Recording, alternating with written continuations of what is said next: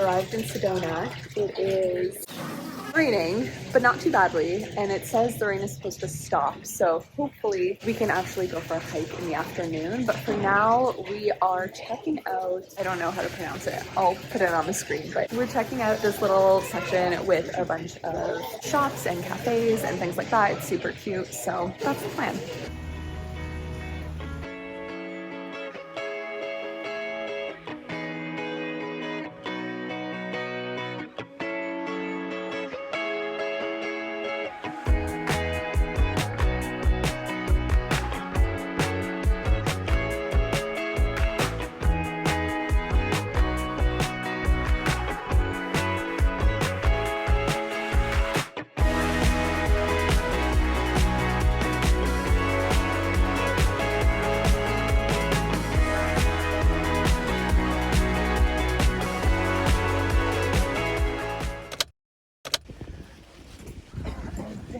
It's raining on and off, so we've decided to check out Chapel of the Holy Cross, which is like up on the rocks. So we're gonna go take a look while it's raining. I don't think a hike's gonna happen today.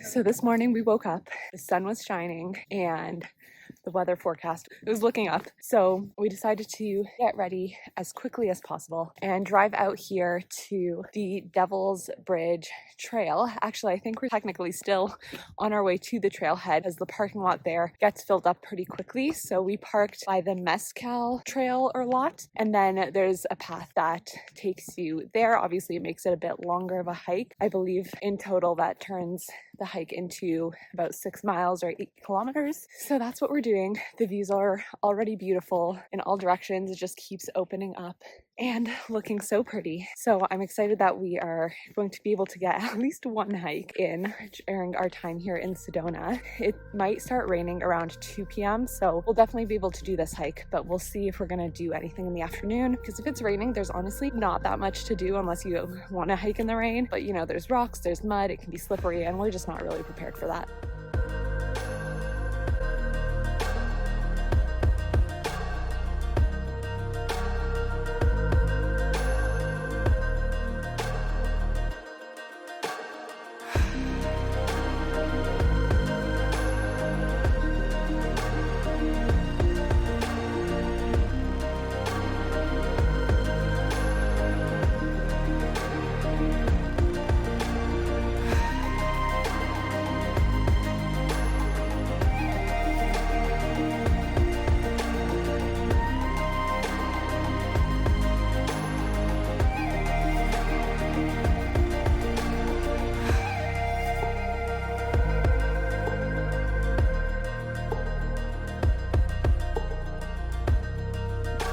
So we're just heading back to our car now at the parking lot. Devil's Bridge was really cool.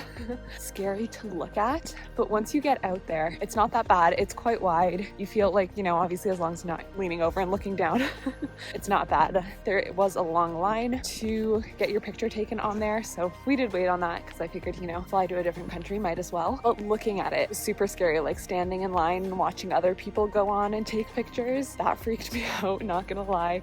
I was quite nervous kind of leading up to it, but then you get out there and it's not that bad. Definitely a really beautiful trail. Even if you don't actually go on the bridge, you just want to go like see it, check it out. The trail itself is really nice, and the end view is pretty cool.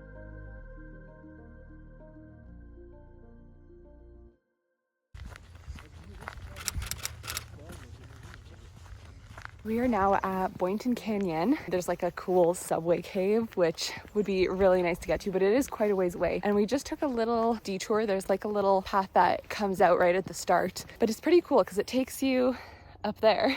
And And so we just spent some time up there checking it out. You can walk around on those rocks. Apparently this is a vortex spot as well. But now we're heading back to the main path that goes behind like this little village area. And then eventually we'll hopefully get to the subway cave.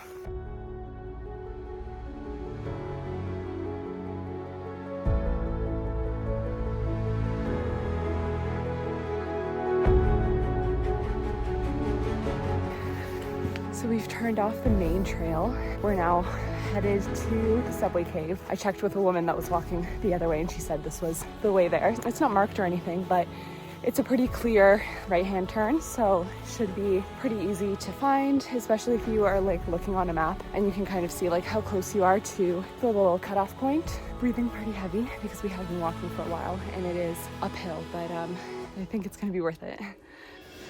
We're getting close. I can hear echoes, I can hear a lot of people talking, so I assume it's gonna be pretty busy up there. I'm so excited. I can't wait to see what it looks like.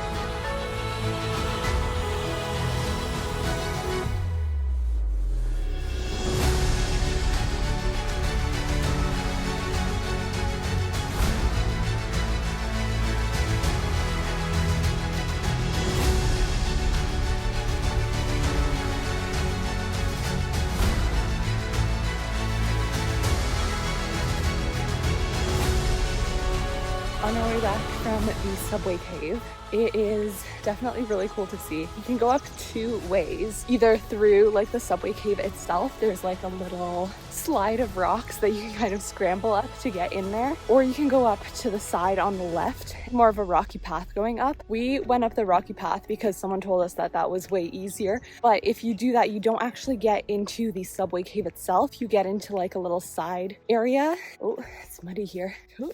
And then you have to go like around the edge of this little cliff edge. It's not that bad. It looks probably worse than it actually is. But then if you want to go all the way to the back of the subway cave to get the iconic photos and stuff, then you do have to kind of slide your way along the wall a little bit. And it is a little sketchy, I won't lie. Like, it's a little tricky. You've got to like hold onto the rocks. You've got to like squat and like somehow scramble your way across there. So it's definitely not for the faint of heart. But when you get in there, it is really cool. So I'm glad I did it, even though it was kind of scary. And then to get back across, you can either, you know, go down the little slidey center in the middle, which just kind of freaks me out that it's just like pretty flat rock and you can go all the way down. But people did it, kids did it. So, you know, totally doable. I chose just to go back around the edge, and there was a guy who helped me. He like helped me hold my hand and like boost me up a little bit to get through the worst of it. So yeah, pretty thrilling day. First doing Devil's Bridge and then doing the subway cave. A little bit of a adrenaline boosting kind of day. But definitely a fun one. It's like spinning a little bit right now, but I'm glad we got at least one mostly full day of decent enough weather to do some hikes in Sedona. So I'm glad we actually got to do some stuff